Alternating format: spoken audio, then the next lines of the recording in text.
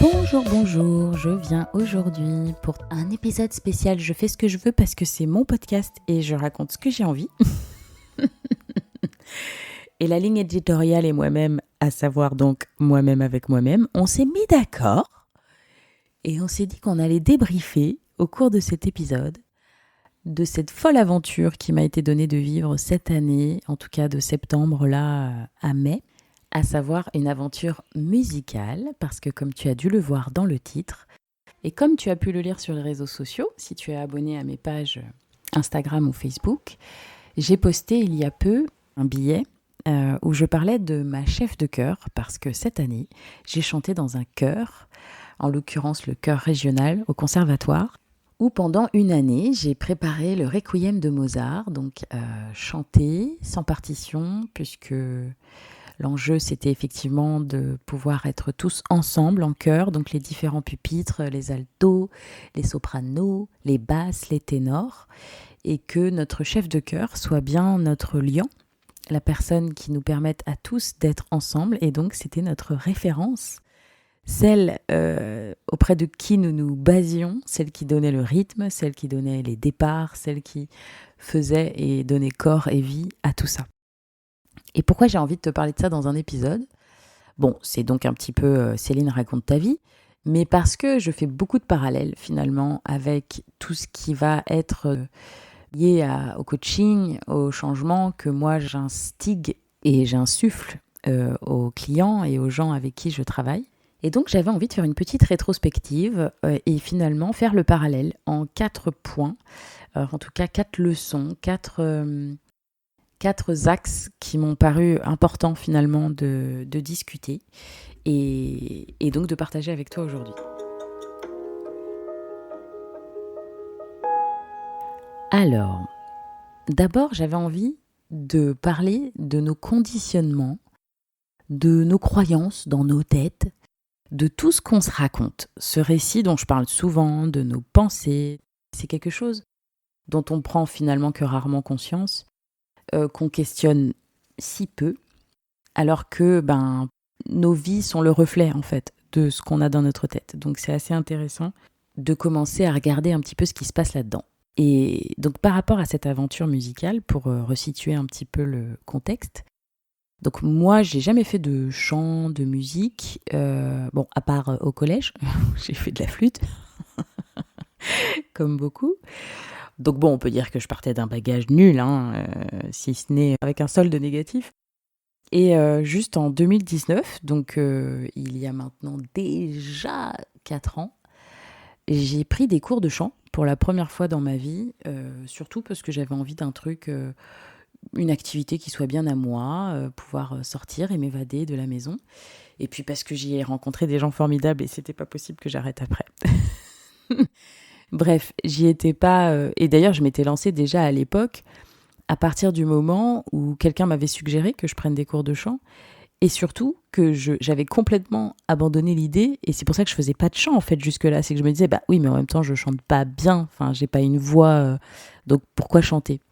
Et le jour où j'ai compris qu'en fait, ce qui était intéressant, c'était l'activité de chanter, mais absolument pas la performance, ou ce qui va en ressortir, et en fait, je me suis dit, ah bah oui, tout à fait. Donc, je m'étais lancée en 2019, et ça m'a fait beaucoup de bien, parce que j'ai rencontré des gens formidables, comme je vous disais.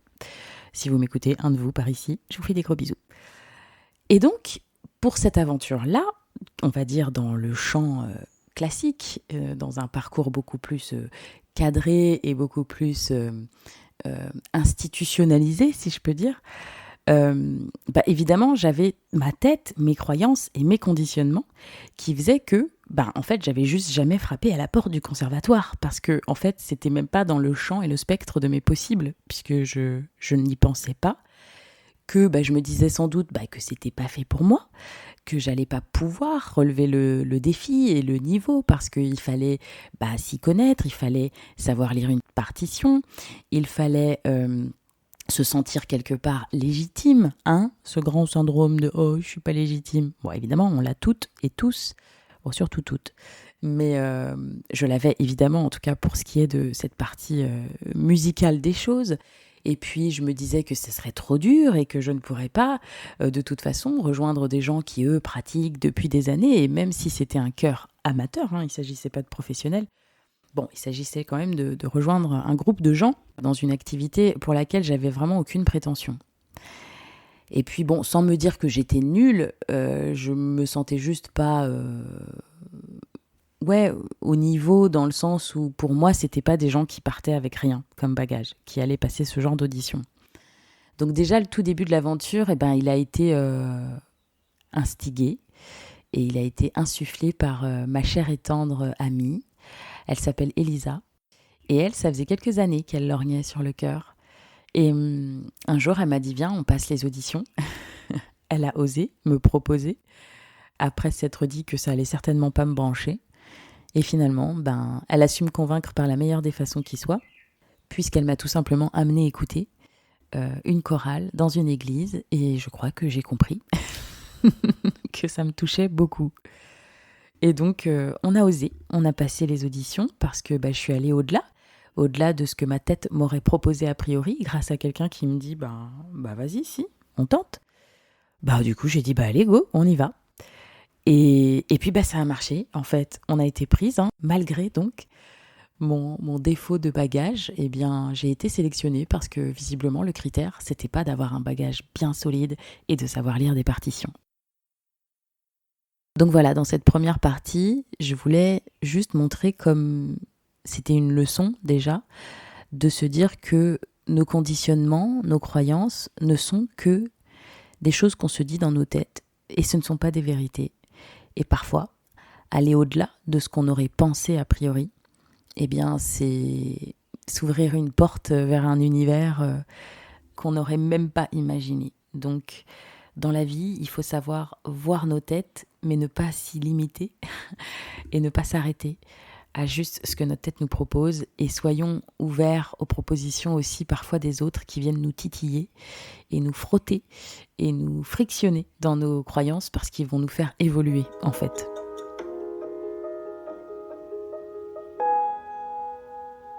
Une deuxième leçon et un deuxième point que je voulais aborder ici dans cet épisode, c'était parler de l'apprentissage, de se mettre dans la posture de celui qui apprend. C'est très lié à la position de la curiosité, la position finalement qu'on voit chez l'enfant, qui est en plein apprentissage sur bien des niveaux. L'enfant apprend et donc il est dans cette posture en fait de curiosité, de découverte, d'émerveillement en fait aussi de tout ce qu'il ne connaît pas, et c'est ce qui lui donne envie d'aller vers ce qu'il ne connaît pas. Et j'avais très envie de souligner ici, dans cette année que j'ai vécue, là encore une fois, à apprendre une musique que je ne connaissais pas, à découvrir un style, à chanter du classique aussi, donc d'une certaine façon que je ne connaissais pas non plus, intégrer quelque part un milieu, un monde, ça demande en fait de se mettre dans cet état d'esprit. Et j'ai trouvé que c'était extrêmement agréable, et c'est vrai que ça fait même rajeunir, je pense, d'être dans cette démarche, dans cette attitude-là, dans cet état d'esprit-là. Et c'est quelque chose que peut-être on perd un peu parfois en devenant adulte, et je le déplore. Je pense qu'on devrait tous garder notre curiosité, notre émerveillement des choses, même des choses simples, des choses toutes bêtes, et de savoir avec humilité se mettre entre guillemets tout en bas de l'échelle, et puis apprendre pas à pas, et se rendre compte de tout ce qu'on a à évoluer et à avancer. Alors pour ça, et toujours dans cette idée de l'apprentissage, moi déjà, c'est ce qui fait partie en fait de la fascination que j'ai eue pour ma chef de chœur dont je parlais dans mon billet. Cette personne, elle a incarné, dès les premières sessions avec moi, elle a incarné ce qu'elle voulait me transmettre. C'est-à-dire que je l'ai regardée, j'ai su qu'elle était plus jeune que moi. Et c'était vraiment quelque chose qui déjà j'étais là, mais alors elle est plus jeune que moi et elle a déjà fait tout ça. Et en fait, juste imaginer, c'est-à-dire me projeter, regarder cette personne, regarder ses mains. Vraiment, je vous invite à regarder les réseaux sociaux et à aller regarder la vidéo que j'ai faite sur ses mains. Et imaginer son parcours. Imaginer les heures de travail, d'apprentissage, d'affinage de ce qu'elle connaissait, de ce qu'elle maîtrisait, de ses techniques, d'associer, de mêler toutes ces différentes compréhensions, ces différents savoirs, les notes de musique, le chant, comment les deux se marient et comment, au-delà de savoir chanter soi-même ou savoir faire de la musique soi-même, comment ensuite coordonner ça pour les autres, communiquer, être compris. Enfin, il y avait tellement de choses qui me fascinaient en fait chez cette personne. Et même si on n'est pas un disque dur vierge, on n'est pas un tableau blanc quand on arrive sur cette planète, il y a certes des gens qui ont des compétences et des capacités qui ne sont pas les mêmes que d'autres. Et donc il y a certains génies, il y a certains virtuoses évidemment, et dont je pense certaines personnes font partie. Il y a des gens qui sont très bons et qui dépassent largement le niveau des autres. Mais c'est pas tellement de ça que je veux qu'on parle ou que je veux qu'on voit. C'est que bien sûr qu'il y a des gens qui ont des compétences un peu supérieures, en tout cas à la moyenne. Mais là, ce que j'ai envie de voir et souligner, c'est les processus. Le processus d'apprentissage. Les heures et les heures et les heures. La patience et le fait que ce moteur ne se soit jamais éteint. Et que malgré les épreuves que je peux imaginer nombreuses quand on fait un parcours de chef de chœur, eh bien, continuer. Se relever le matin, continuer de passer les examens, continuer de se remettre en question, continuer de s'améliorer.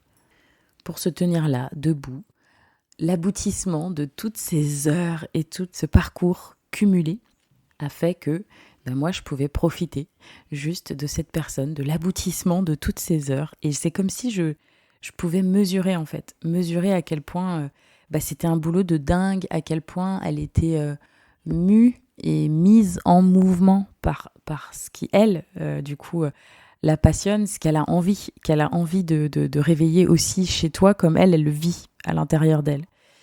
Donc, j'ai adoré toute cette posture d'apprenante. J'ai adoré d'abord le voir chez cette chef de chœur, et ensuite, moi, chaque semaine, toujours plus me mettre dans cet état d'esprit. Donc voilà le deuxième point que je voulais aborder.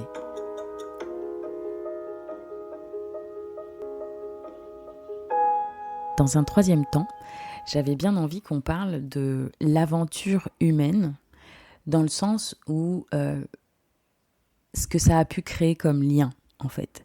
Parce que la musique, comme je le décrivais juste avant, est faite sans doute pour être vécue à l'intérieur de soi, pour vibrer chaque cellule de notre corps, pour réveiller évidemment donc des émotions, des choses qui se passent très très fortement en nous, qui n'a pas d'ailleurs à l'esprit une chanson qui lui revient et qui le fait replonger dans un état un peu émotionnel, une période de vie.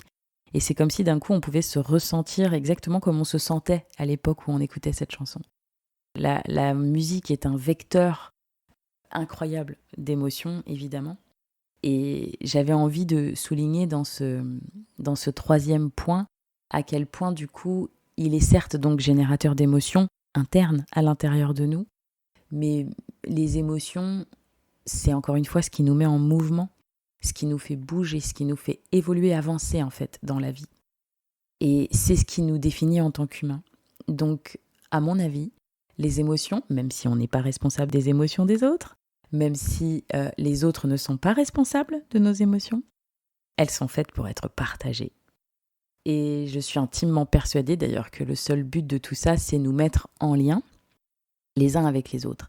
Et donc, j'avais envie de souligner dans ce troisième point finalement autour de cette folle aventure que j'ai eue à vivre cette année, eh bien l'aventure humaine que ça a été. Parce que la musique ici, bon, c'était Mozart, hein, donc il savait un peu ce qu'il faisait le monsieur, même s'il n'a pas terminé l'œuvre de son Requiem. Bon, il en a fait une bonne partie, je pense qu'on peut quand même le reconnaître, sa part de travail. Et en fait, ce que j'aime par-dessus tout, c'est comme la musique transcende et va au-delà d'abord des siècles, hein, puisque la musique peut se transmettre comme ça à travers les siècles. Donc merci Mozart d'avoir existé en fait dans le passé, puisque du coup et d'avoir su écrire cette musique, parce que ça a permis d'arriver jusqu'à au moins nous, et on l'espère encore quelques générations après nous. Mais donc au-delà de cette folle aventure à travers le temps, la musique, elle a surtout ce truc de pouvoir connecter les gens entre eux. Ça me rappelle d'ailleurs qu'à l'époque où je suis arrivée à l'île de la Réunion, où je me suis installée en 2016, j'ai pas pu écouter de musique.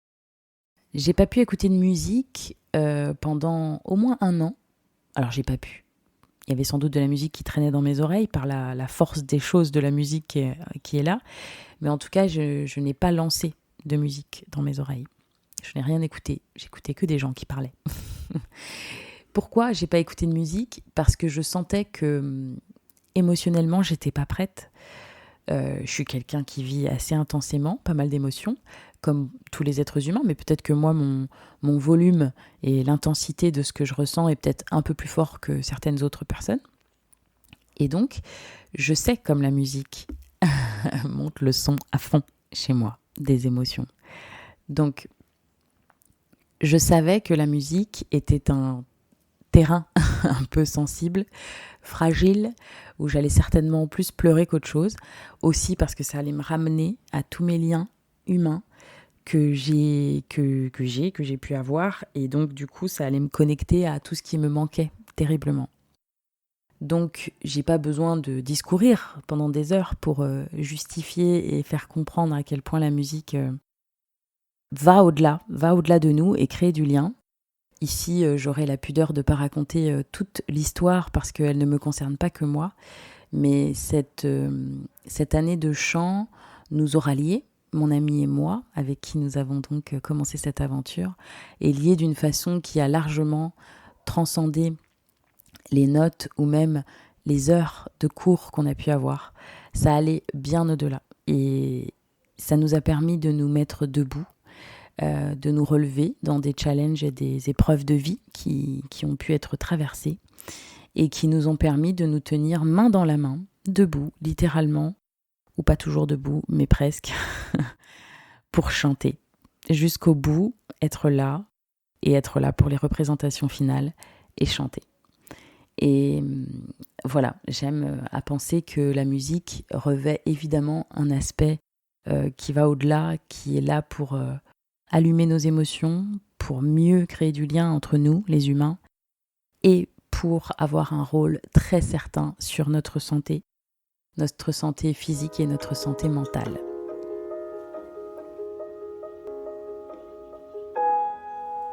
Et enfin, cela va faire le lien avec ce 4e point et cette 4e leçon que j'avais envie de dire et j'ai déjà un petit peu abordé. C'est l'aspect vivre ses émotions et réguler ses émotions et son système nerveux donc, à travers l'exercice et la pratique de la musique, du chant. Parce que, comme je vous le dis souvent, et maintenant, bon, il n'y a plus besoin de réviser sa leçon avec moi, mais on peut le dire de plein de formes différentes, on a un système nerveux qui est le chef d'orchestre de notre musique intérieure, et c'est lui qui donne le ton, qui décide, c'est lui qui donne les notes, et c'est lui qui pilote en quelque sorte notre état émotionnel. Comme je l'ai dit dans un épisode précédemment sur le système nerveux, épisode 14 de mémoire, notre système nerveux fonctionne, on va dire, selon 3 états, pour schématiser beaucoup. On a l'état vert, on a l'état orange et on a l'état rouge. Assez intuitivement, quand je dis ça, c'est la théorie polyvagale, ça s'appelle. Assez intuitivement, quand je dis ça, je pense que tu comprends que le code vert, c'est plutôt quand ton système nerveux est apaisé, plutôt calme, plutôt connecté, plutôt serein, en paix. Que l'état orange, c'est l'état où on a une alerte, on a détecté comme une menace, et donc on se met comme en mouvement, on est mobile, on est focus, on est concentré, c'est là qu'on peut activer aussi la peur. Voilà, c'est un état où on est mobilisé et on est prêt à réagir, à se battre ou à fuir en vérité. Et l'état rouge, c'est l'état où on est tout figé, on est comme anesthésié, parce qu'en fait, la menace est tellement grande que c'est ce qu'on appelle aussi l'état d'effondrement. Ça nous vient d'ailleurs d'une réaction qu'on a en commun avec les reptiles, qui du coup se figent comme ça quand le danger de mort est maximal. Pourquoi je parle de cet état de notre système nerveux ici ? C'est parce que le chant et la musique fait partie de ces choses qui régulent notre système nerveux. Et oui, parce que notre nerf vague, le fameux, qui est à l'origine de cette théorie polyvagale, eh bien, il vient innerver beaucoup la face, le visage, donc l'expression de nos émotions, et il vient innerver l'oreille moyenne, donc c'est là où on reçoit les vibrations. Et il y a aussi une branche qui vient innerver tout la gorge et les cordes vocales. Donc, c'est un même système qui a différentes branches qui viennent connecter l'oreille, qui viennent connecter la voix et qui viennent connecter finalement en vérité aussi le battement du cœur, c'est le pacemaker de notre cœur. Et donc, il y a une sorte de coordination, une sorte de communication entre tout ça. Et donc, les portes d'entrée de régulation de notre système nerveux peuvent être l'oreille, et c'est pour ça que on est apaisé quand on écoute un morceau de musique qui nous fait du bien. C'est pour ça que la voix de nos parents nous font du bien quand on est un petit bébé, la voix de notre papa, de notre maman, le fait de chantonner quelque chose. Pourquoi dans toutes les cultures et dans toutes les humanités, on va dire, qu'on a pu rencontrer, on a les mêmes manières d'apaiser les bébés. Parce que les bébés n'ont pas des systèmes nerveux qu'ils savent réguler eux-mêmes, mais nous, on peut les y aider. Et intuitivement, on va tout de suite parler et chantonner et faire en tout cas des vocalises dans l'oreille d'un bébé, parce que c'est pas nécessairement les mots qu'on emploie qui vont être intéressants, mais ça va juste être la vibration de la voix. Pourquoi c'est intéressant aussi d'un point de vue nerf vague et connexion en tout cas avec le système nerveux, c'est que quand on chante, on expire, plus on va, en tout cas pour que la note elle sorte, c'est sur l'expiration. Donc on inspire assez rapidement et finalement on expire beaucoup plus lentement. Et juste cette mécanique-là, cette respiration-là, le fait de prolonger l'expiration, c'est une manière de se réguler, c'est une manière de, par la respiration, de réguler notre système nerveux et de repasser donc dans l'état vert. Donc quand on est dans l'état orange, stressé, qu'on a eu pas mal de choses qui nous ont agacés dans la journée, ou quand on est juste tout simplement activé, mobilisé, on est comme focus comme ça sur tout, hyper vigilant, et que ça nous prend beaucoup d'énergie quand on est dans cet état-là finalement, dans cet état de stress-là, eh bien le chant va faire le bien, tout le bien escompté. Et c'est pour ça que les gens aiment bien chanter et que c'est pas nécessairement parce que c'est les meilleurs chanteurs de l'univers, mais c'est bien parce que l'activité en elle-même leur fait énormément de bien. Et donc évidemment, la musicothérapie, la voix, les vibrations, la respiration, une puissante régulatrice de notre système nerveux. Donc, j'avais envie juste de parler de ces 4 aspects-là parce que l'aventure pour moi aura été très très riche, mais je trouvais intéressant de faire le parallèle sur ces 4 points, le fait que nos têtes et nos conditionnements puissent nous limiter, le fait que quand on est dans une démarche d'apprentissage et de découverte et de curiosité, en fait on plonge dans un monde et on est transporté, le fait que ça crée du lien, que l'humain a besoin de support, de différents moyens de lier et de connecter. Et que, de ce point de vue-là, on peut dire que ça a été très très fort pour moi parce que je repars avec un supplément d'amitié et d'âme, en fait, de tout ça. Et j'ai eu de quoi réguler au fur et à mesure, et je continuerai d'en user et d'en abuser, je vous le promets. Et je vais continuer de chanter pour me réguler, faire des vocalises pour me faire du bien et absolument pas nécessairement pour enregistrer un disque et partager ma voix. Tout ça pour connecter d'ailleurs aussi à ce que je suis en train de faire là, et même si à proprement parler, je ne suis pas en train de chanter, je suis en train de parler. Et comme je le disais dans un teasing d'épisode de podcast une fois, il est probable que tu écoutes ma voix indépendamment des mots que je prononce, que c'est pas ce qui est important pour toi. Peut-être même que, d'ailleurs, j'ai une amie américaine qui m'écoute. Alors, elle comprend pas le français, mais elle m'écoute. Et d'ailleurs, Diana, si tu passes par là, je te fais des gros bisous. Parce que ma voix l'apaise. Et elle sent qu'elle peut... Voilà, ça lui fait juste du bien, les vibrations. Et donc, j'ai vraiment envie d'insister aussi sur ce point qui est user et abuser de vos voix, de vos vibrations. Et vos vibrations, elles proviennent de votre corps.